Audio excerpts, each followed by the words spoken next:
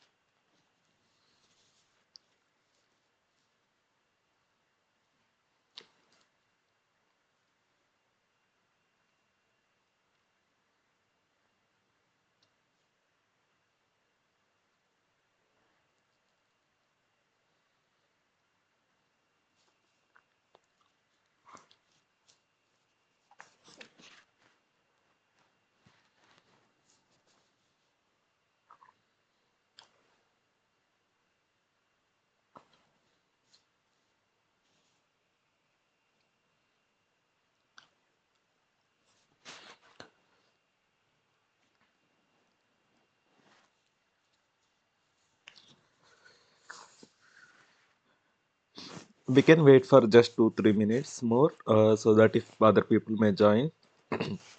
If not so, then we can start it.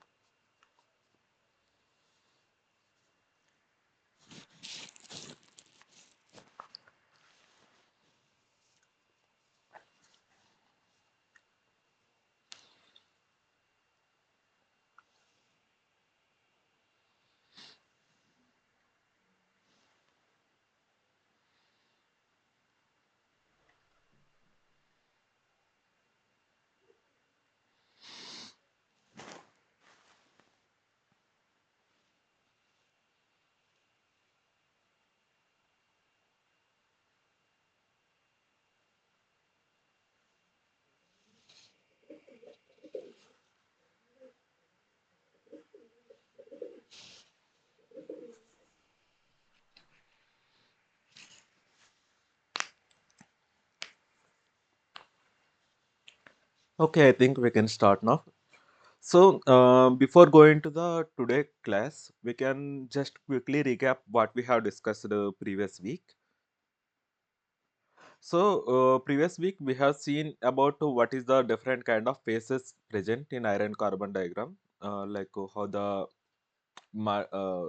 different kind of magnetic steel, martinistic steel, perlite, austenite, what is the different kind of steels, how they are formed, and what is the nucleation rate, and what is the grain growth, how we can control them. Those things we have seen. So we can quickly recap them. So that we can go forward.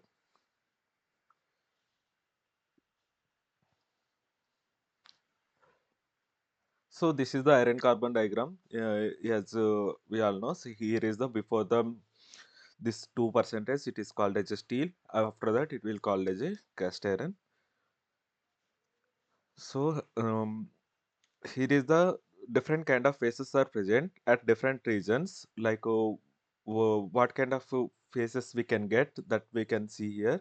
Suppose if in a iron carbon diagram, here 0.8 carbon percentage is below 0.8 percentage.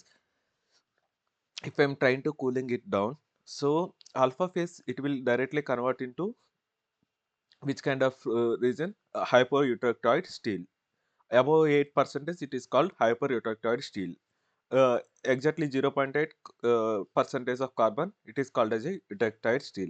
How it is different is that below 0.8 percentage, so gamma phase, this is the gamma phase above 700 degrees centigrade. So the nucleation of the alpha phase will start begin at the weakest points. The weakest points will be at the grain boundaries. Grain boundaries are the generally most weakest low energy points. So here it will alpha phase will start uh, precipitating and it will start growing, and it will entirely cover it. So middle portion it will be as a paralytic form. That means it is a alpha phase and Fe3C lambda structure.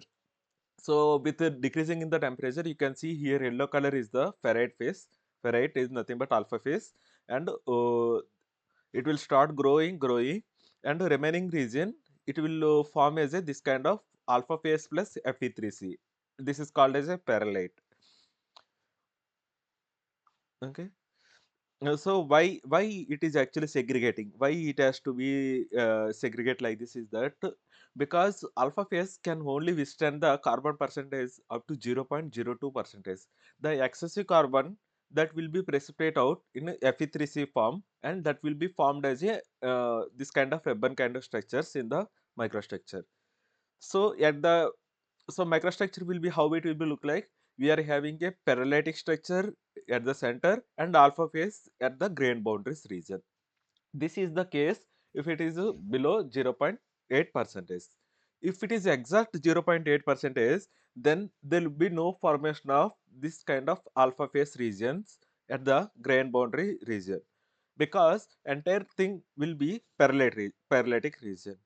But if I go after 0.8 percentage, then instead of here perlite is precipitate, forming at the grain boundaries, we will see the formation of the Fe3C, that is the cementite, at the grain boundaries region. Only difference is that here it will be ferrite formation at the grain boundaries. After 0.8 percentage, it will be the cementite formation at the grain boundaries. So how the microstructure will be look like? This is at the zero. Yeah, Sir, I have a doubt. Sorry for interrupting. yeah, please. So when we tell we are cooling it, do we mean quenching or like No, we are no, cooling it just in room temp? room temperature. So the quenching and air cooling or furnace cooling only affects the amount of the grain formation, whether it is the finer grain or coarser grain. But every I mean, below that certain cooling rate, I mean, sorry, above that certain cooling rate, all will follow the similar trend. So I can show you that just a moment. So here is the cooling curve. You can see. So if you cooling it, if you cooling, they follow this blue color line. It is called in a furnace cooling, because you are cooling at very slow speed. Okay. If you cool it to air cooling, it will be follow this path. Okay, and if you do the quenching, it may not touch the this kind of nose. Okay, so as long as this cooling rate is following this curve, we will see this kind of microstructure, this kind of formation of the microstructure. But if it is a not, cooling rate is so much high, like suppose in this case it may reaches to 135 degrees centigrade per second. So in that case, it may not touch the this C curve, so that it will forms the martensitic phase. So whatever I'm talking here, all are following touching this C curve. Is it okay? Yes, sir, I got it. Yeah. So here we can see about 0.8 percentage. We can see here cementate is first segregating at the grain boundaries, and perlite is the at the bulk region. Okay. So if we increase the, you can see the here. So here alpha phase is reaches. It is the alpha phase. It is the perlitic region. From here onwards, it is the cementate. So up to 0.8 percentage, we can see only alpha place phase and perlitic phase. But after 0.8, we will not see any alpha phase present. Only perlite and cementate.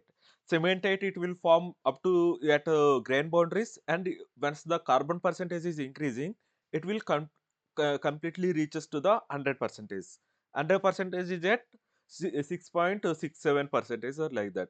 So that's why our iron carbon diagram stops at here, because even though you add more carbon, after this there will be no formation of alloy. It is just a segregation of the carbon atoms.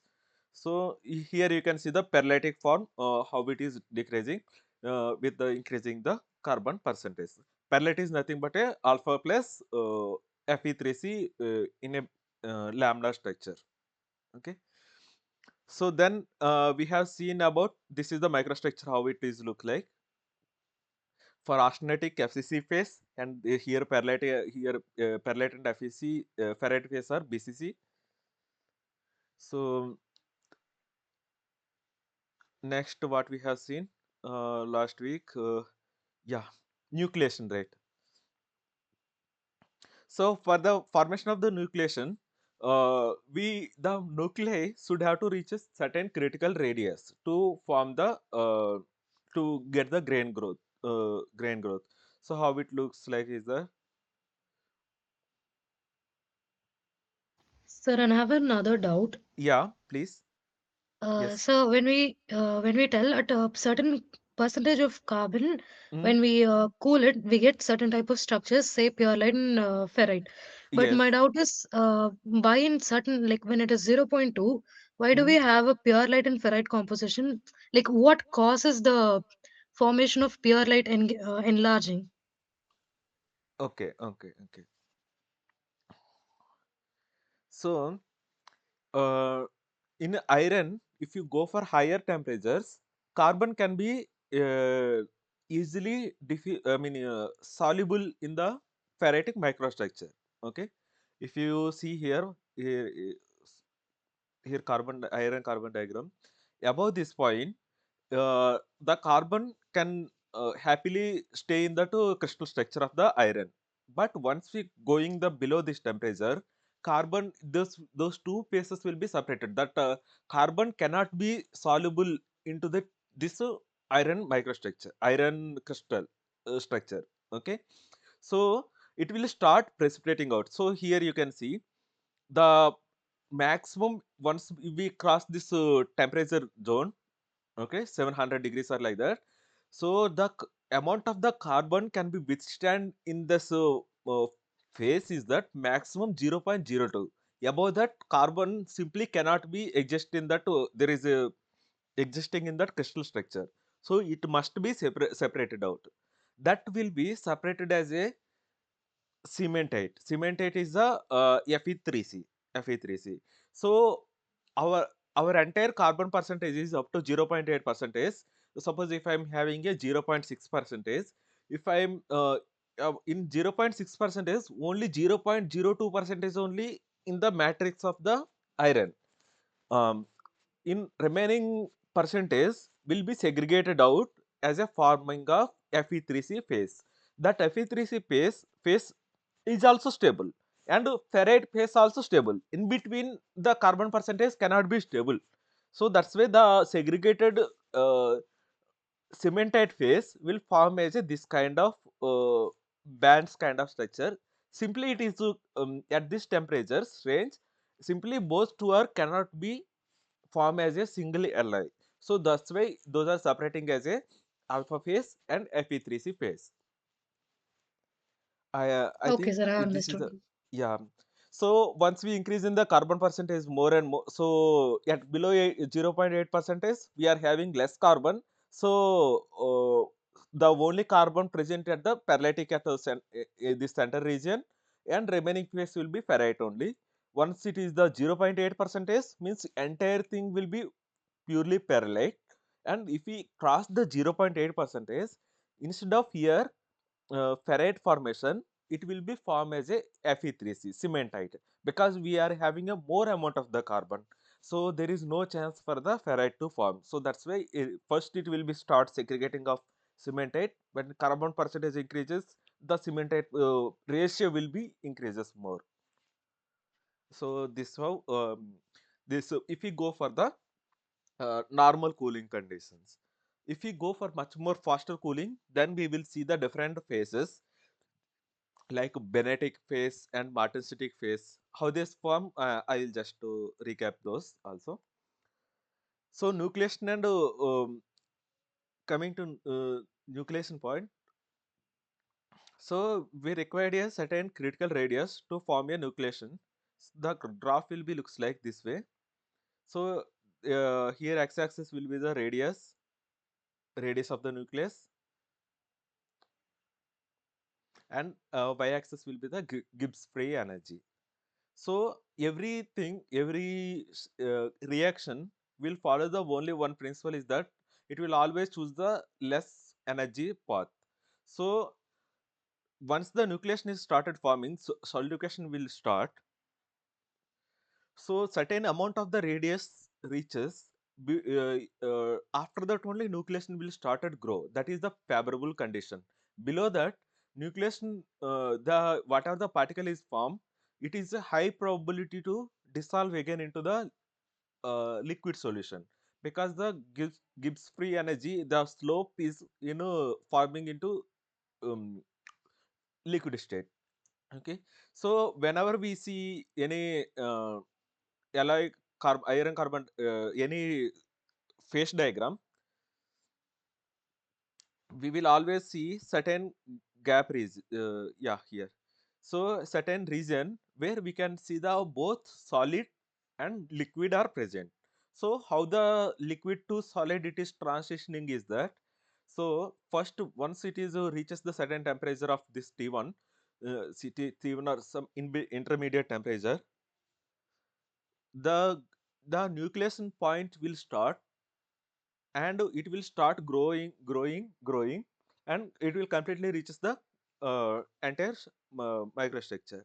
Okay, so how the cooling rate affects its formation of the grains is that, if the cooling rate is too high, so if cooling rate is temperature is high, so the nucleation rate will be much more higher. So number of the points will be initiated will be more. But if the temperature is a bit higher, so the grain growth will be much more higher. So it is, so how the grains will be grow, it is nothing but a diffusion. Diffusion occurs when the temperature is increasing more and more. Once the temperature is high, temperature nothing but a lattice vibrations. Vibrations gives the opportunity to atoms to move to one location to other location. So nothing but a diffusion is higher.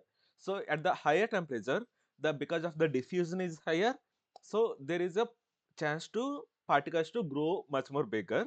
But when the temperature is lower, the formation of the nucleation rate is much more higher, and there is no enough time to grow to bigger crystals. So that's why we can see at a faster cooling rate we can see finer microstructure, finer grains.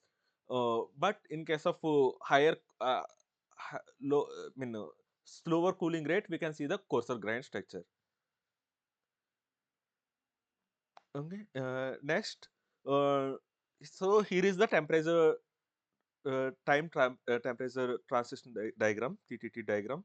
So here we can find out which kind of phase we can get. So here is the starting of the nucleation. So there is a transition zone is there, just as we see below. Before this green line, it is called as a, it is a liquid region, liquid state. After this red line, it is called as a solid state. So it is the intermediate region. So if any cooling path which touching both these two lines will forms the microstructure, just as we discussed previously. Only difference is that the size of the crystal structure is the difference. So if I follow this this slow cooling rate, it will forms a coarser grain. If I follow this path, it will forms as a finer grains. But if a cooling rate is too fast, then it will directly, it is not even the nucleation will start. Nucleation only start once the cooling rate touches this grain line. So if it is not touching, so it will directly cool down to forms the Martin-static phase. Martin-static phase is the diffusionless transition, that is we will see. So paralytic, Benetic. So Benetic phase I will discuss after some time. So Martensitic phase. So how the Martensitic phase look like?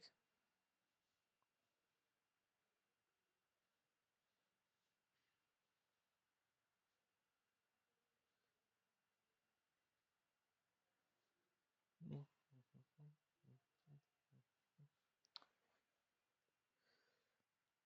Oh, Martensitic phase diagram. Okay, that's okay. So Martensitic phase forms once we directly cool it without touching the this nose at all. So once it reaches here, it is Martensitic nothing but a unstable austenitic phase. It is a diffusionless transformation. So how we can achieve the Benetic phase is that so once we cooling it down, so suppose Martensitic phase starting point, if it is around 200 degrees, we are not reaching the 200 degrees. If we reach that certain mm, temperature like 350 or like that, so in this case we are completely avoiding this touching of this nose, and we are reaching here, and we are holding at this temperature for a certain duration of time in a isothermal fashion.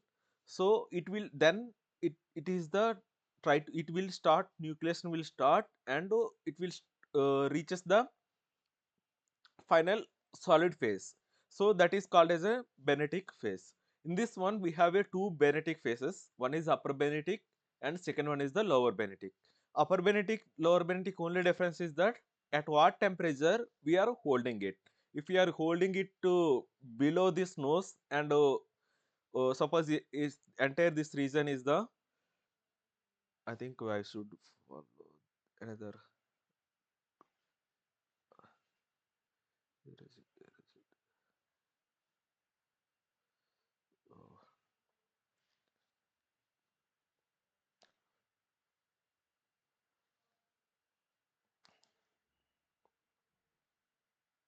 yeah. So here is the Martin-City starting point, and it is the Martin-City and formation ending point. So if I'm following, if I'm taking holding at this 500 degrees or like that, it will be forms the upper magnetic phase. And if I'm holding at the much lower temperature, it is called as a lower magnetic phase. How the microstructure will be looks like is that in case of magnetic phase,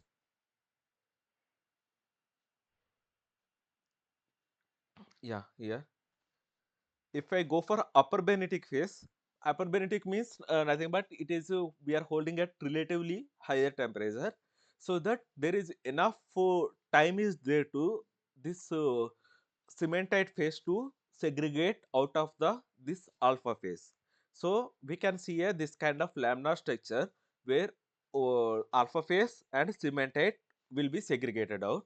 In case of lower magnetic phase, nothing but a less diffusion, less temperature, less diffusion. There is this cementate phase cannot be completely segregated out of this alpha phase. So it will forms as a in cementate phase, alpha phase itself. There is a small bands of Fe3C lines we can observe. Okay, this is how microstructure looks like. This is the upper magnetic phase. We can clearly see the alpha phase and cementite phase bit separately. And in case of lower magnetic phase, we can see this cementite phase are present in the this alpha region itself. Okay, so this is we have seen previously, and we have seen some cooling curves, and then we have solved the some of the TTT diagram based problems. Okay, so now today we will see about what is the metal strengthening approaches. So how we can increase the strength of a any given metal. So ideally, if you see any iron or aluminum, copper, any metals, if we took in an ideal purest form, it will have the lowest strength. Okay, so first how the strength will comes. Okay, so strength will comes.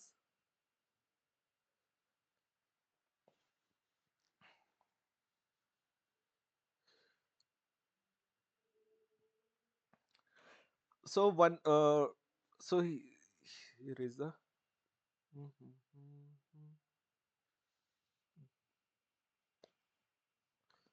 yeah.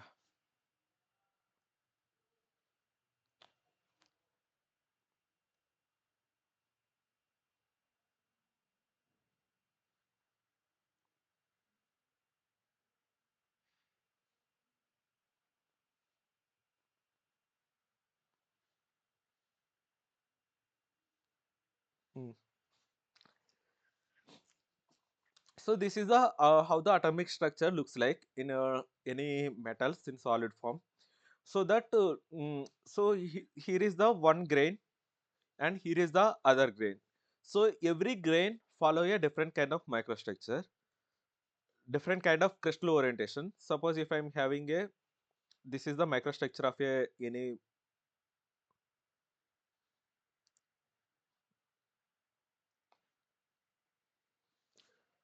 So if I'm having a multiple grains,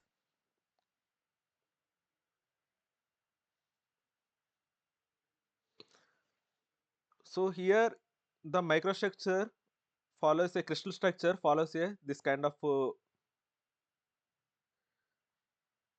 pattern, but similarly here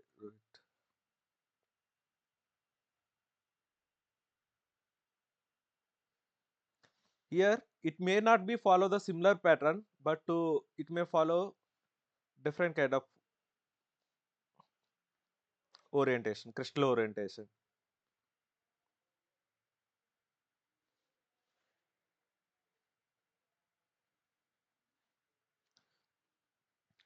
So how the any material will fail is that it is due to the dislocations.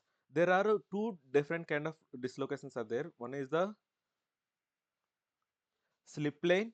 So here is the one dislocation. We generally denote dislocations by T form. Okay. So T here represents so dislocation is nothing but a any change in the order of the crystal structure. So if I have a pure crystal, any without dislocations, it will be look like this one. But in a practical condition, we will always find the more dislocation. Dislocation nothing but a any atom may be missing in that certain region or so on. Okay, once these dislocations are present, it will start once we apply in the force, these dislocations will start to migrate until it reaches to the grain boundary. Okay, but here for dislocation to motion moving from one location to other location, it requires certain activation energy. In ideal condition it cannot be moved, so the activation energy comes when we apply the any load. That load will act as a activation energy. So here to here moving, the dislocation will require the less amount of the activation energy when compared to the dislocation from here to moving here. Why? Because the here crystal structure is much different compared to here, because here you can see the planes are in this 45 degrees angle. Here you can see as a 0 degrees angle. So once dislocations are piling up here, it is moving from here to here is a much more harder. So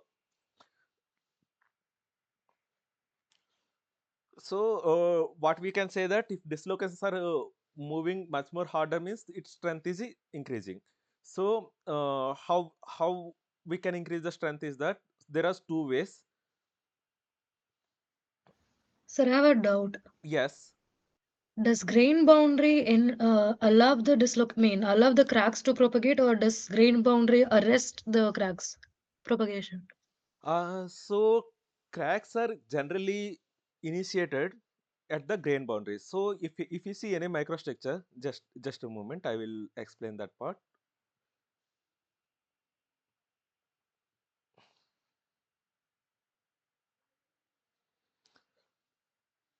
So I am having a two microstructures here.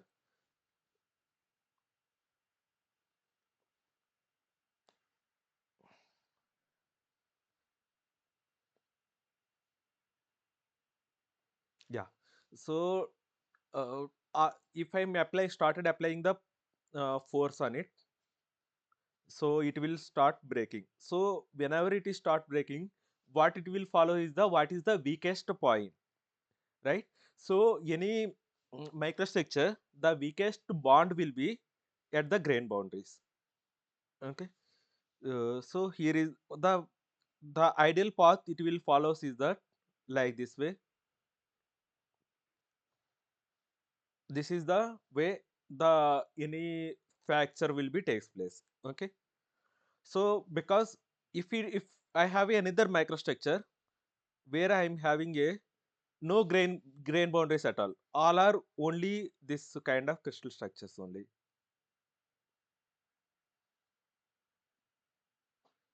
Okay, so all of these are only crystal structures. So this circular crystal structures only. So in this case, the next to weakest point will be the bond between this atom to next atom.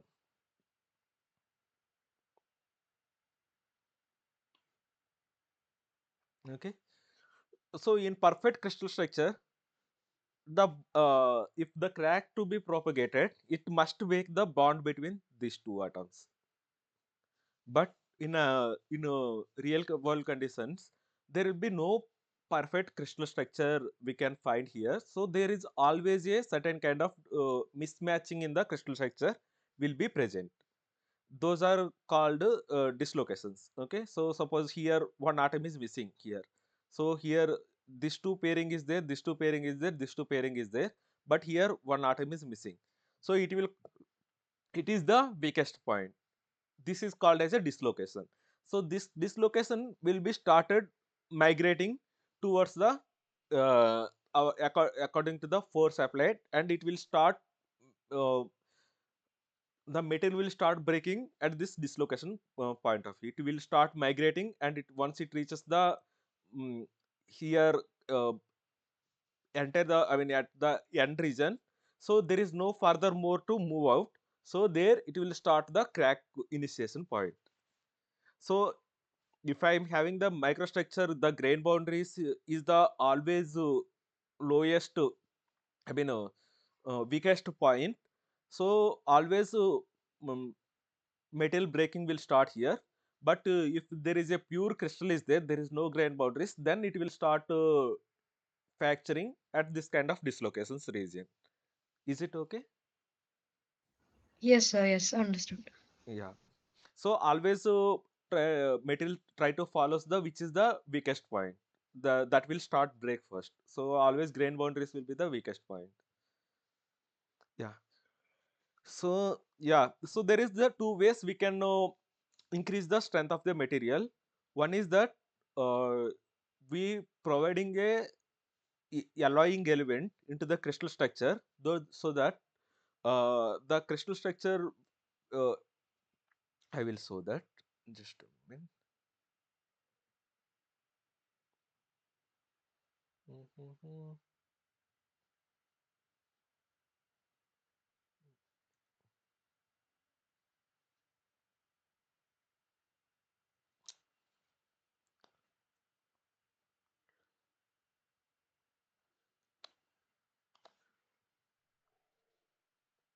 Yeah, here.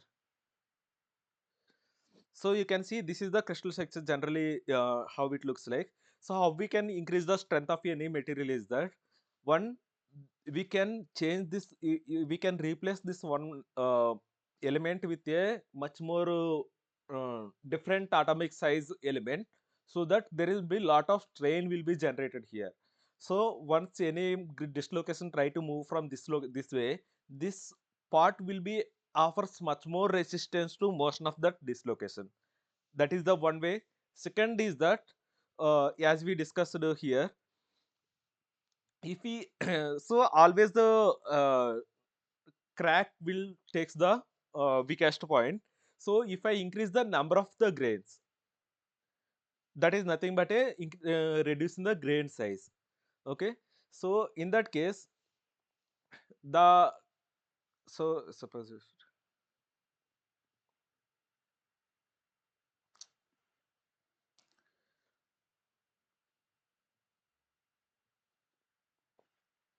I have a coarser grain and I have a finer grains, two microstructure I am having. So this is the coarser grain and this is the finer grains.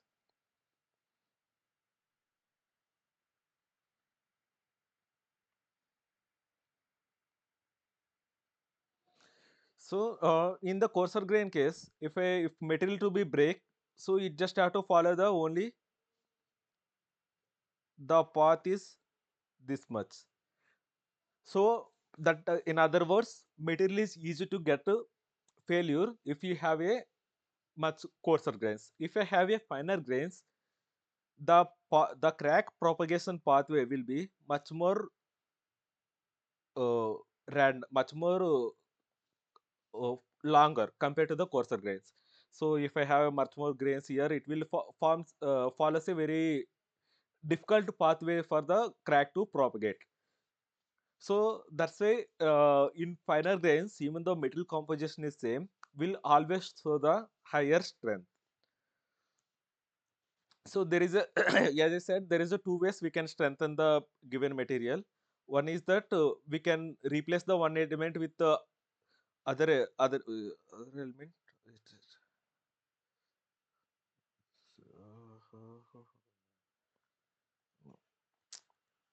What is one? This one.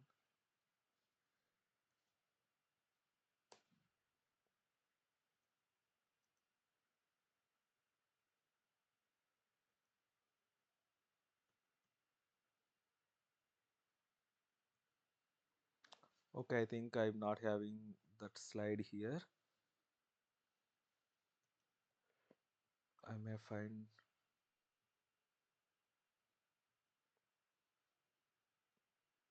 Yeah, here this one. So first one is that if I in this crystal structure, if I instead of similar kind of atom, if I put a very smaller substituting atom or any much larger atom, it will offer a very great resistance to propagation of the dislocations. So this is the one way we can increase the strength of a material. So this is called, if the what are the atom we are replacing is completely replacing, I mean, if I'm taking this entire circle out and if I'm putting another atom, it is called as a substitutional uh, substitutional inclusion, I think. And and if the uh, atom whichever I'm allowing, that will be occupying the gap between these two atoms, it is called as a interstitial alloying. Okay, so in iron carbon diagram, carbon always takes the location of this interstitial region. But if I add a suppose chromium into the iron, it will, because of chromium atomic size is much more larger, it cannot fit into this interstitial region, so it will take the this substitutional uh, region. That means one iron atom removed and occupied by this chromium atom. So chromium atom size is much different from compared to the iron. So the lot of strain will be generated. The strain offers the more resistance to dislocation motion. This is one way of strengthening. Second is the grain refinement. If we decrease the uh, grain grain strength, sorry, yeah, number of the grains, if I increase it, it will also increases the um, strength of the material. Okay, so and so this is the one method we can increase the strength of the material. Next is the cold working. What does the cold working do?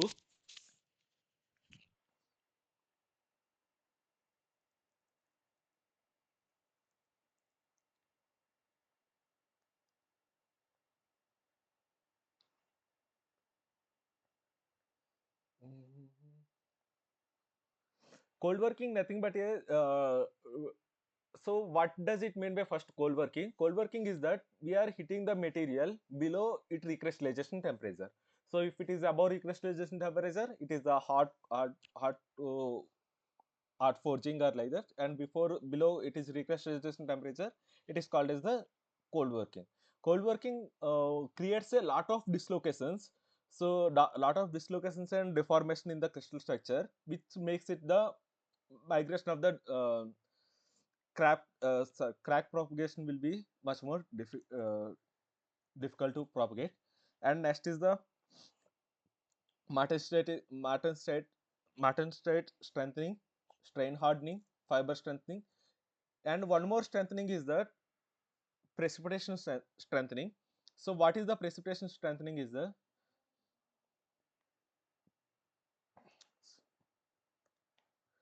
precipitation strengthening mostly we can see in the case of aluminum. How it works is aluminum and copper alloys. So for precipitation strengthening, we have what is the required condition is that during the liquid state the Li should be completely soluble, but once we cooling it down it should be segregated into two phases. One is the precipitating phase, one is the metal matrix. You can see here that the so once so this kind of precipitation will be should be segregated out. In the similar case we can see in a just a moment.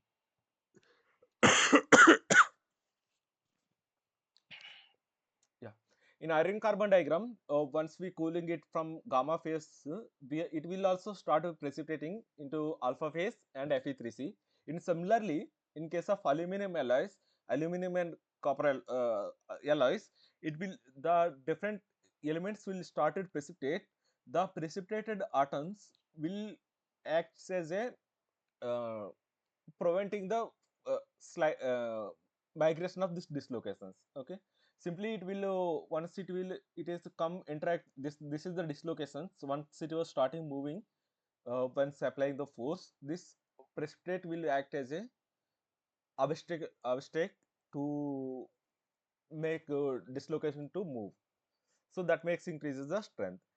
But if the precipitate is much smaller size, it can easily this dislocation can cut it and pass through it. But if the this precipitation is much more larger, so the dislocation cannot be able to cut through it. So it will started moving in from the sideways. Okay, in certain cases the uh, precipitate act as a anchoring point for the dislocations. That means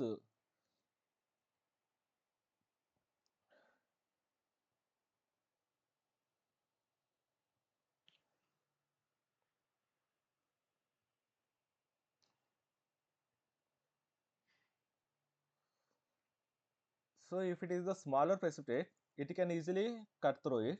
If it is the bigger precipitate, the dislocation can bypass it. I mean, it can move above and go and move away, move to next region. It cannot cut through it, but it will increase the path for the dislocation to move. The some cases, the number of the in similar way here, the precipitate which are the going coming here, it may not go to this way, and it will start forming as a ring because it will start moving in this precipitate itself. So it is nothing but a precipitate act as a anchoring point for the dislocations to pile up here. This is formed as a ring. This is called as a woven rings.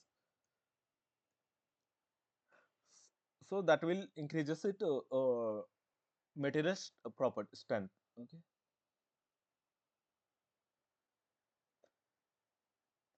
Cold working, in case of cold working,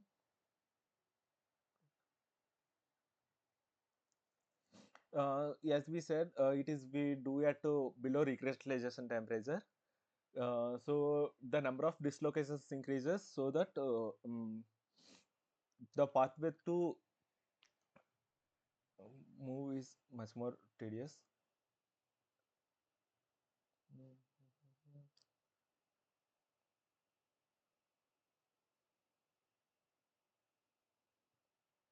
Anything to discuss? Yeah.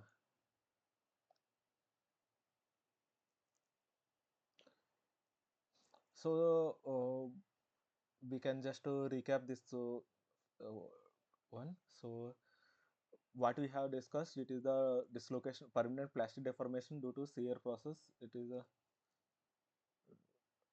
dislocations, plastic deformation, mechanism of plastic deformation in metals.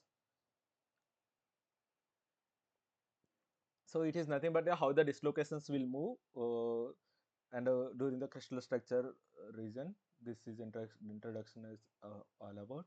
There is a two ways, so it can be dislocations can move. One is the slip, second one is the twinning. What is the slip? What is the twinning? Is that so? If there is a two crystal structure is there, if this is the initial crystal structure, once we apply the pressure, apply the force, so these atoms just to shift from these three locations to other three locations. That means if we see only focus on this region, we will not see any difference from the original microstructure. These atoms are replaced from this location to this location. This is called as a slip. But in case of winning, the entire this orientation will be changes. So if we see from here to here, the atomic orientation will be different when from here to here. But in case of slipping condition, we will not see this kind of orientation changing. Only we see the displacement of the atoms. This is the called as a slipping, and this is called as a twinning. Generally, twinning requires the much more energy to form compared to the slipping. So generally slipping is the most prominent. It is also based on the type of the material uh, which affects the which kind of deformation mechanism will be dominant. Okay, so we can see the slipping planes for the FCC. It will be the 111 plane. So what is this 111 represents is that,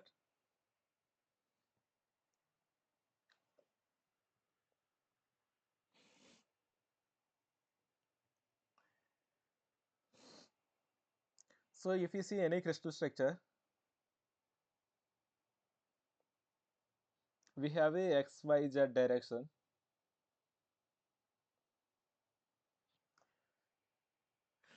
Crystal structure nothing but a cube, right?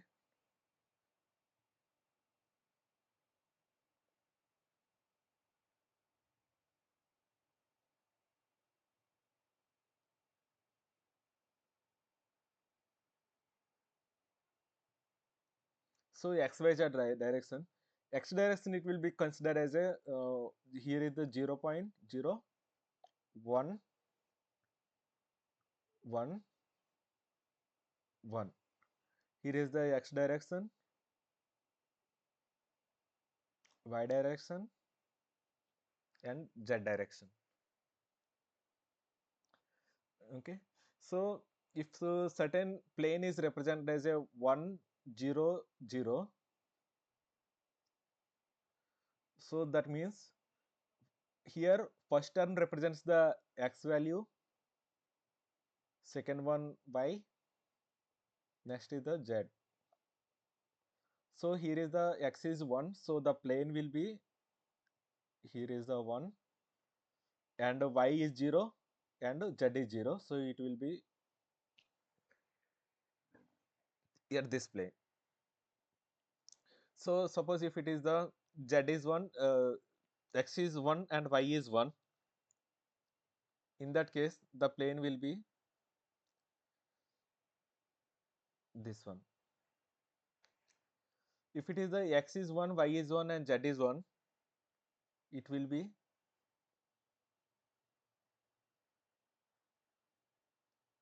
intersection of all these three. It is in the this kind of triangle, this 45-degree angle region. Suppose if it is the x is 1, y is 2, z is 2, in that case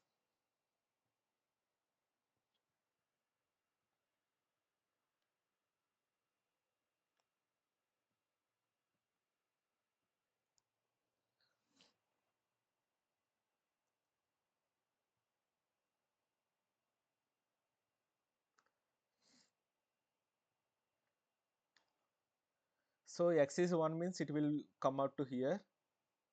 Here y is 2, so here 2 means it will be, here it is 1 na?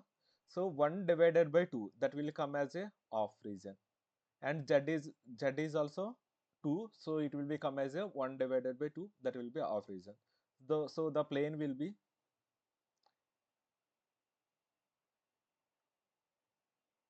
this plane. So similarly, in case of FCC, we can see 111 plane. 111 plane, nothing but it will be intersecting at the center region. If you see the FCC microstructure, mhm,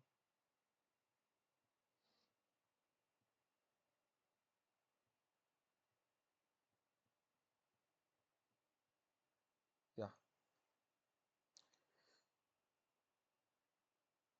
this is HCP, FCC, FCC, BCC.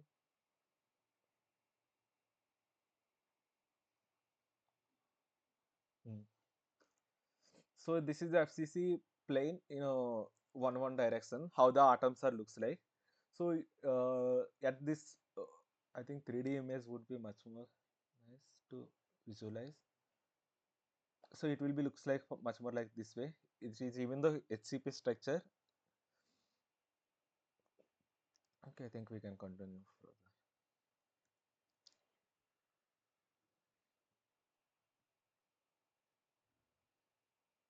Yeah. Okay, slip plane and slip direction will be the 110. Similarly, for the BCC, the slip plane and slip directions, and HCP and like this. Okay, slipping and winning. This is the one of the way of mm, the material will be deformed. Okay.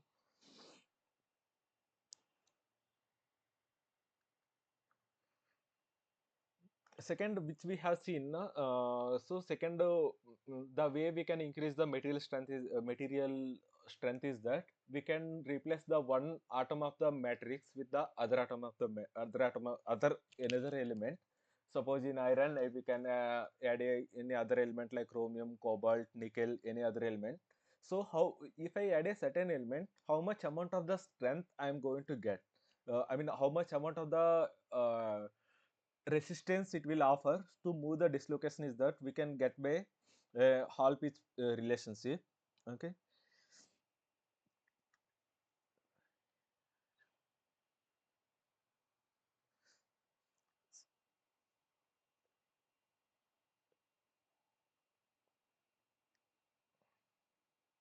Next is the solid solution strengthening. That is nothing but this is we are adding a foreign atoms that will increases it.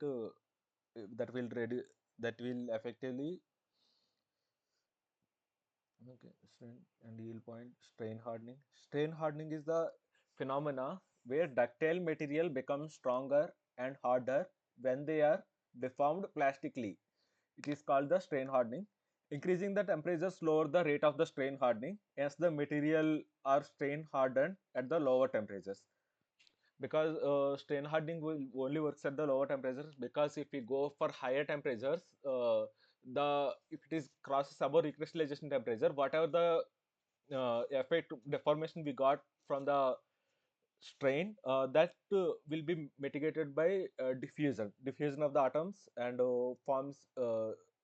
forming as a recrystallization. Okay. So how this strain hardening improves is that first it will changes the grain structure. So once the grain structure is changes from equiatomic to much more deformed grain, the pathway for the migration of crack propagation will be much more difficult pathway. During the flash deformation, dislocation density increases and thus interacts with each other, resulting increasing the yield strength. The dislocation density and the shear stress are the related as a following this formula. These two formulas are important while solving the problems, because these two formulas only most crucial. No, किससे use हुई नहीं तो So सुना for था in case of this unit, I mean this week 3 problem solving, one is the Hall pitch relationship, and second one is this strain hardening formulas. Next, precipitation hardening, which we have already seen. Okay, fiber strengthening, it is similar to the precipitation hardening. In case of polymers, we can say fiber reinforced composites and so on. Instead of precipitates, we can add a fibers like carbon fibers and so other fiber materials like Al2O3, boron, graphite, metal, glass, other fibers to increase the strength of that material. And martensitic strengthening, the strengthening method based on the formation of martensitic phase from the retaining high temperature phase phase at temperature lower than the equilibrium inverse transformation temperature. Martensitic form results of the shear of the lattices. Martensitic pellets assumes characteristic shape minimum elastic deformation matrix.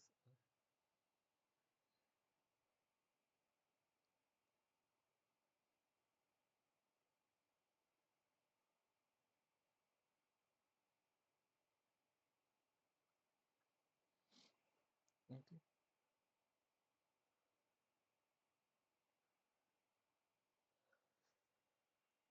So next, strengthen mechanism, grain size, solid state align, grain reduction, solid state. This is the solid state strengthening, uh, strain hardening, cold. It is cold.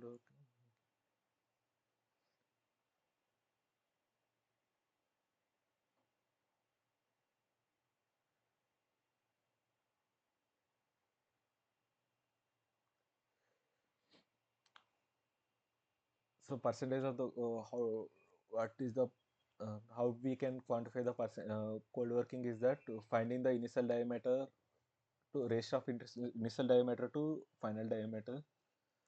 And this is the microstructure how it looks like before cold working and after cold working.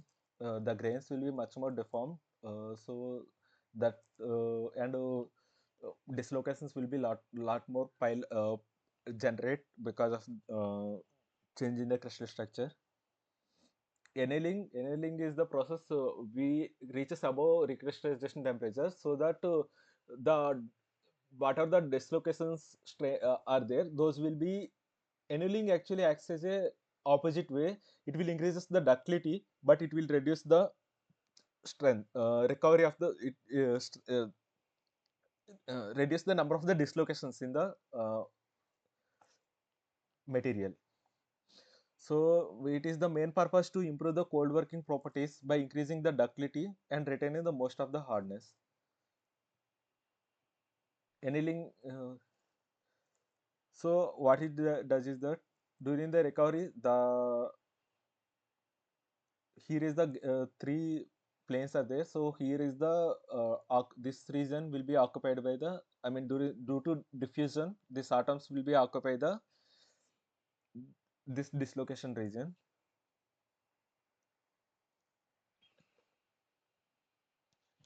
And recrystallization, grain growth also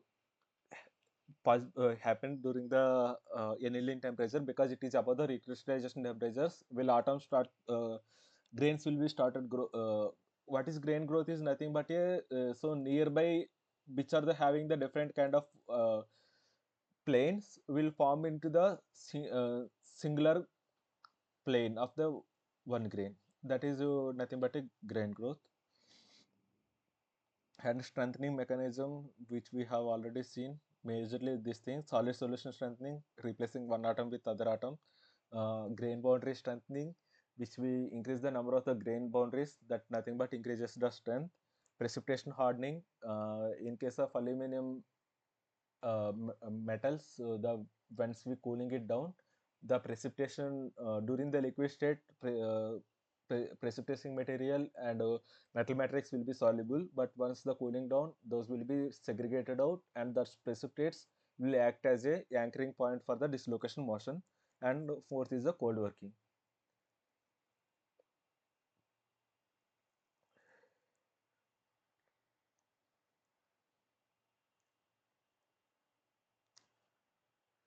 So this is how the precipitation hardening will work. So this is the precipitation formation.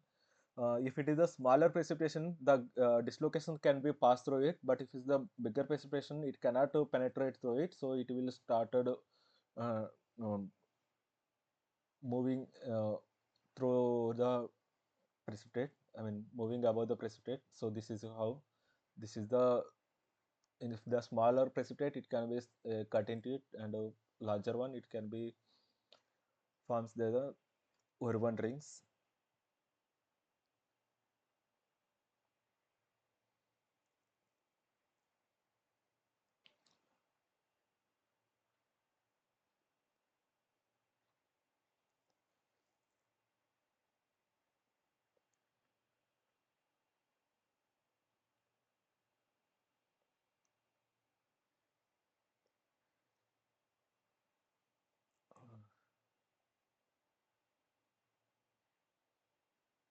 I think that's it for today's whatever lecture for this one. What is it?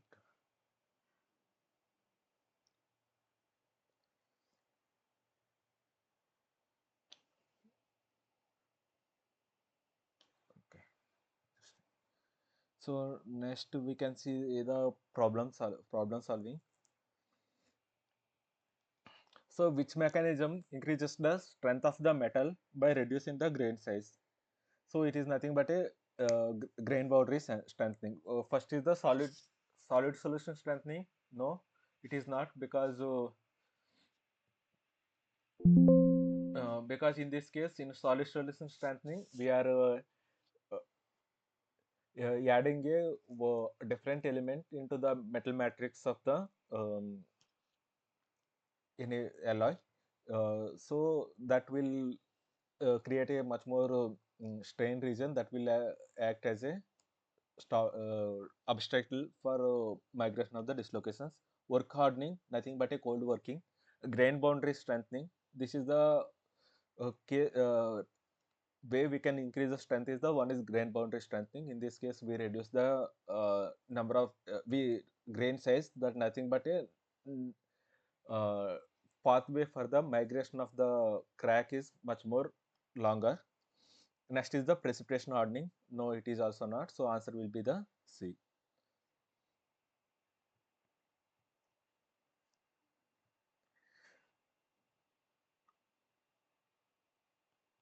So here is the explanation. You can. So once the number of the grain boundaries are more, it will started more grains means it will block the dislocation motion. Okay. Next question. Work hardening strengthening metal primarily by increasing the grain strength, grain size. No, it is in the case of annealing, grain size will be increases. Increasing the dislocation density. Yes, it is the major reason, because during the cold working, because it is below recrystallization temperature, the whatever the dislocated uh, crystal structure, that will not be recovered because less diffusion. So the number of the dislocations will be increases, that will increase its strength. Next is the formation of the precipitates. No, it is not, because it is formation of the precipitates in case of precipitation hardening. That is not the case. So adding alloying elements. This is the solid state strengthening. So answer will be the B.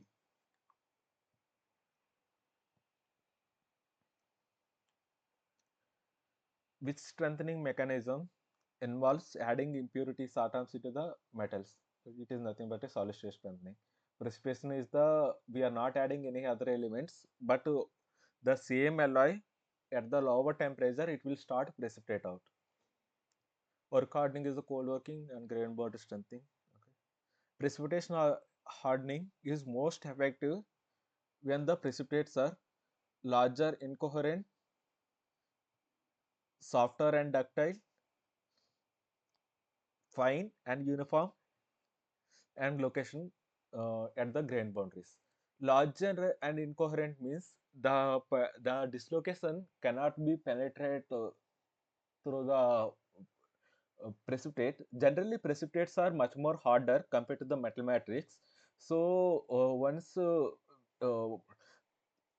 precipitate is much more larger, it will try to see here. It will try to pass bypassing through it, so it will not cut to the precipitate. So because of precipitate is higher hardness, if it is cutting means more resistance to dislocation motion, so that means more strength. So if it is bypassing means it is just increasing the amount of the uh, length of the dislocation pathway. So that is compared to this bigger one, smaller precipitates uh, with numerous amount will increase it strength, because if there is more number of the precipitates are there and everything is smaller, so the dislocation try to cut through it. If it is cut through it means, because of it is higher hardness, it will require lot of energy to cut the precipitate. So it nothing but increase its strength. So first one is not, because it will be passed through it. Soft and ductile, if it's soft and ductile means it will be easy to cut through it. So that is also not desirable. And fine and uniformly distributed. Yes, we want to smaller grains so that it will not pass through it and it will cut through it. So and also uniformly distributed, because it should be dislocations are sorry, these precipitates are only segregated at a certain point. It should be uniformly distributed. If the dislocations are only located at the grain boundaries means, that is also not desirable, because if it is located at the grain boundaries means the dislocations can be migrate up to grain boundaries very easily. So that is also not a one. So answer will be the C.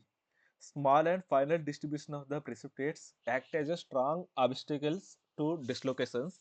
If the precipitates become a too large and strength decreases. Okay, origin strength decreases. Okay. Which of the following metal most likely strengthened by interstitial solid solution strengthening? So for interstitial solid solution strengthening, as we have seen, uh, so what is interstitial and substitutional solid solution? There are two are there. In substitutional means we are removing the one atom of the metal matrix and replacing with another atom. But in case of interstitial, there is no removal of the atom from the metal matrix, but in between the gap of the those atoms. So if there is a so if I am removing this atom and replacing with a much other atom, it is called as a substitutional solid solution strengthening. But interstitial means the gap between these atoms will occupied by another element. So for this interstitial solid solutioning, pre-requirement condition is that that alloying elements should be much more smaller. So in case of copper, aluminum, here what are the options given?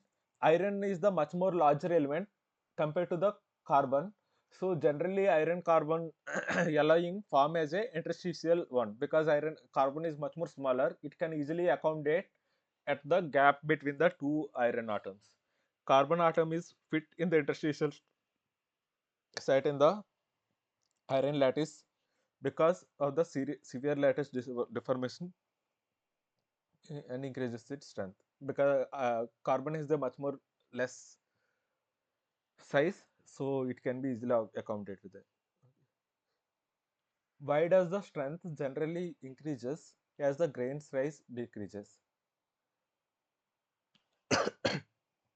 Dislocations move faster? No, because dislocations will take much more longer path, in just as we have seen. Yeah, here. So if the grains, so here is the dislocation motion. You can see here, if it is the grain boundary. If it is there is no grain boundary here, moving of this location from here to here is much more less energy compared to changing entire the plane. So number of the grain boundaries are existed. That means so that much amount of the resistance to moving of this dislocation. So in the grain size decreases, nothing but a more number of the grains are existed. That means more difficult pathway for the grain to move. So first one is the not the answer. Second is grain boundary absorbs the energy. No. Grain boundary blocks the dislocation motion. Yes, because here it is the here lot of energy required for this dislocation to move from this here to here, because here plane is also changing and suppression is also there, and atom spacing increases. No, this is also not the reason. So answer will be the C. So grain boundary act as a barrier to dislocation motion. More boundaries equal to more resistance to plastic deformation.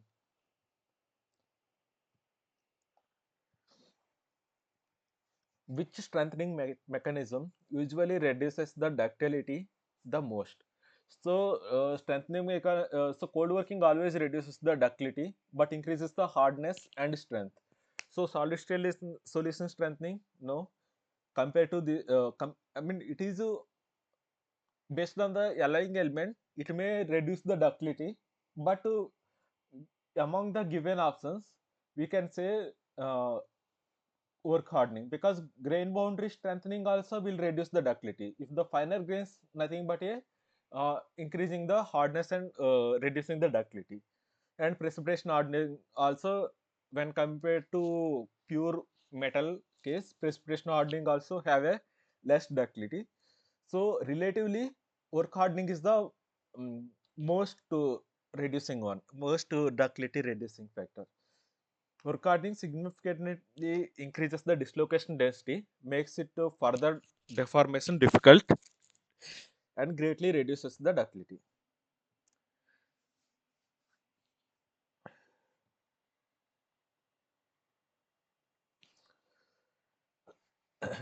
So whatever we discussed today, is it fine, or is there any topic that we have to repeat?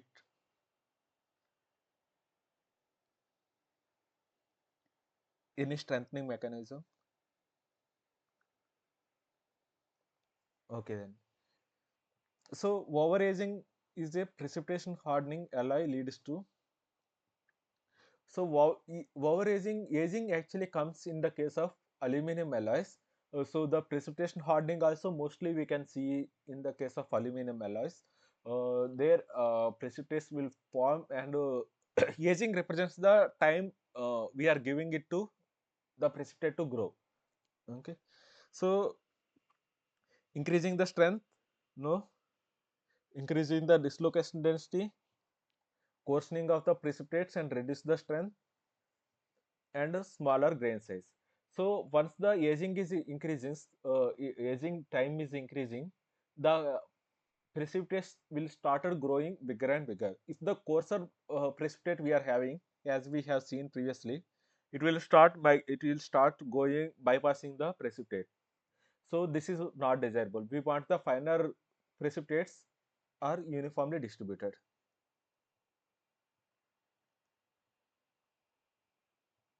Okay. Next is the primary strength mechanism in low carbon steel is.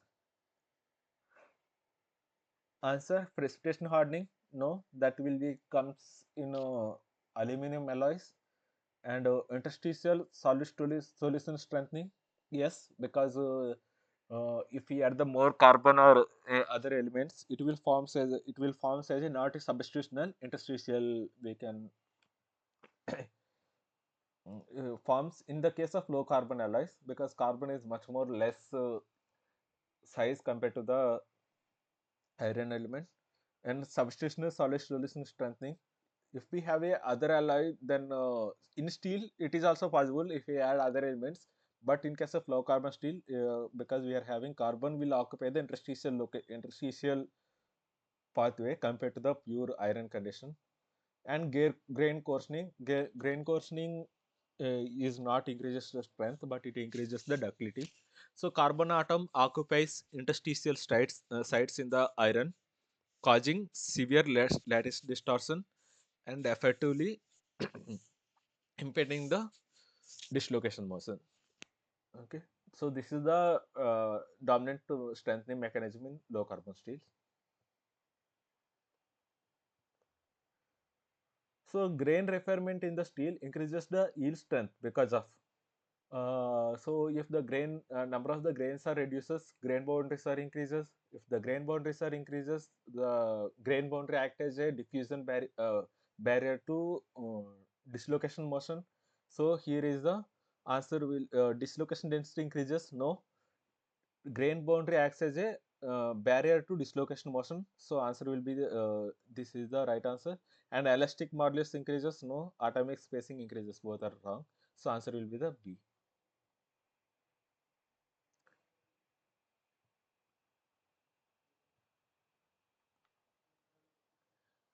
Which treatment increases the strength of the steel mainly by work hardening? Annealing, normalizing. I think cold working not considered as a heat treatment, because it is totally. I think it is cold working. Faster deformation of the steel increases the dislocation density, which strengthens the material through work hardening. I think heat treatment word is the wrong here.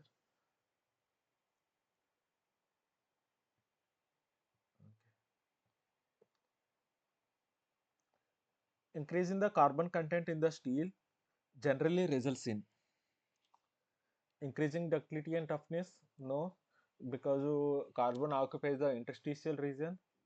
Decreasing the strength and hardness. No, it increases the strength and decreases the ductility. Yes, because mm, it will create a as we seen before, it will occupy the interstitial region and forms a severe distortion in the crystal structure.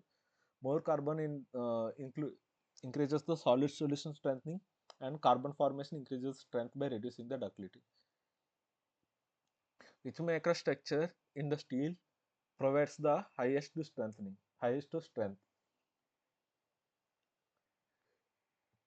So ferrite is nothing but a alpha phase where carbon is the 0.02 percentage, and perlite we are having alpha plus, so Fe3C in lambda case.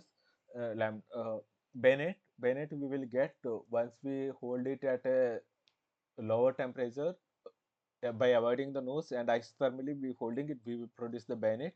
And martensitic, it is a much more it is a retained, it is also called as a diffusionless transformation, or retained austenite. So it is a much more deformed crystal structure. It's the much more deformed crystal structure, nothing but a much more difficult to dislocation to move. So martensite is a supersaturated solid solution of the carbon and iron with a high strained lattice, because it is a uh, very faster cooling, so that it is there is no forming from alpha gamma phase to alpha phase. There is no enough time is there, so it is nothing but a saturated solid solution. Okay, so that makes the highly strained lattice, which highly strained lattice nothing but which will the offers a very difficult pathway for um, migration of the dislocations.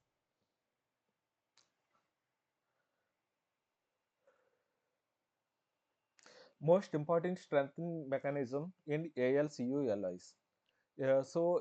Aluminum and copper alloys, the precipitation hardening is the mostly we observe in generally we observe in aluminum alloys, on aluminum and copper based alloys only. So grain boundary strengthening, no work hardening, these are also possible, but compared to them, precipitation hardening will give them much more prominent one. But why we are not seeing this kind of precipitation hardening in case of steels or other one is that mainly the maybe it is related is metallurgical property, metallurgical only. So the formation of the precipitation we can observe only due to, AL and CU cases. If we able to get a any other ceramic phases in a iron or other elements through powder metallurgy or other processes, then also this kind of precipitation hardening effect we can observe in iron also steel. But uh, just by heat treatment process we cannot achieve this kind of precipitation hardening in the case of iron and steel based alloys.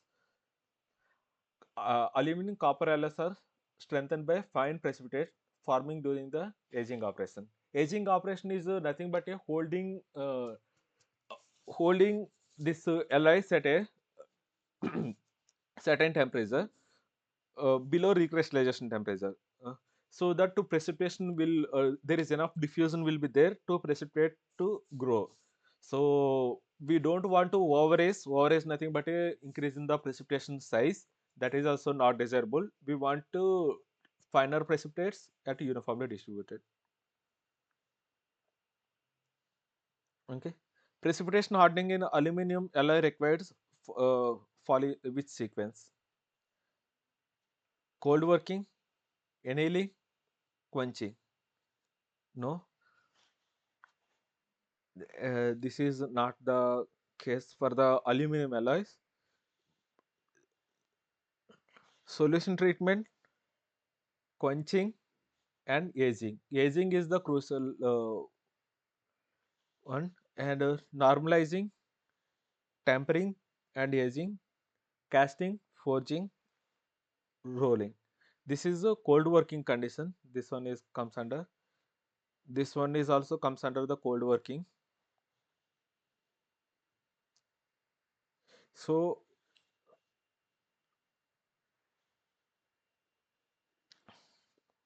solution treatment dissolves the solute, and quenching creates the supersaturated solution, and aging forms the strengthening precipitates.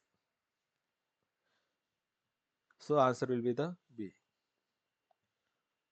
Overaging in the precipitation hardening aluminum alloys lead to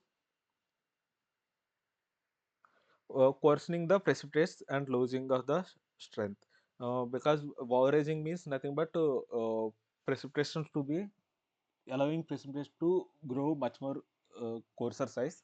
So that will reduces its strength.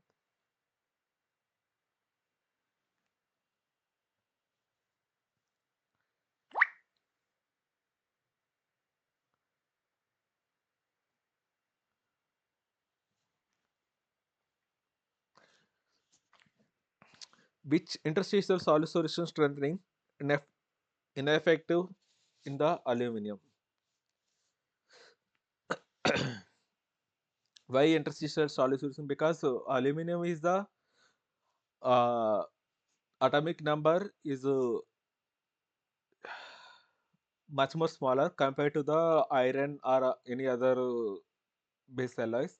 So it's if atomic size is less, the between the aluminum atom to aluminum atom is also very small, so that there is no enough space to uh, other element to come and occupy it. So it could be the interstitial site is very small. That is the major reason. Aluminum as the low melting point is nothing to do with the solid state solution, solid state strengthening. Aluminum forms carbides. No, aluminum as the BCC structure. That is also no. So it will be the answer will be the B.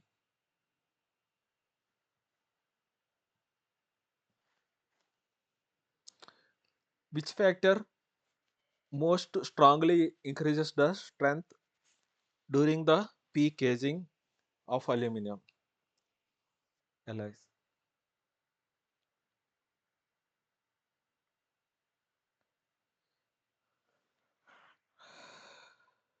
So, as we have discussed, the precipitation hardening, we require the finer and uniform distributed precipitates. Increasing the grain size, no. Increasing the grain size will always reduce the strength. High solute diffusivity, no. Solute diffusivity, no. Finer and coarser precipitates. The primary mechanism for the strengthening in the aluminum alloys will be the precipitation hardening only. Reducing the dislocation density, no. Which strengthening mechanism common to both steel and aluminum? So interstitial solid solution strengthening, it is mostly we can see in the case of iron only. Martensitic transformation, it is also for the iron only, it will transform into martensitic phase. Grain boundary strengthening, yes, because in both aluminum and um, iron, both cases, if the grain size is reducing, the grain boundary strength will be increases. And carbon hardening is only for the iron only. So answer will be the C. Okay. Till now, okay.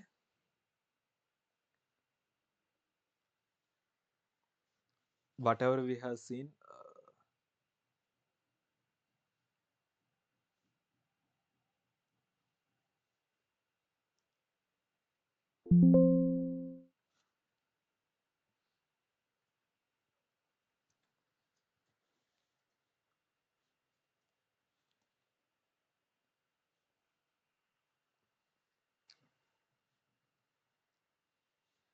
So this is the topics for this one. Solid solution strengthening, precipitate hardening, strain hardening, and that's it. So among these three, any topic to be further discussed or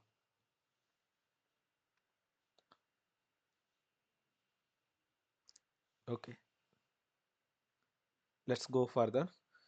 So as we see, there are the two formulas which are crucial once when we consider this unit 3, uh, week 3. One is the Helpich equations. Where is it? Where is it? Yeah, here. Helpich relation, which will tells the how much of the strength we will get with allowing of the different size atoms. And next one is the strain hardening relation, dislocation density. and strain hardening one. So we can based on this we can see some numericals also. So yield strength of the metal following Hall-Page relation. So all si- sigma is the 50 megapascals, K is the constant 0.7 megapascals per mm square.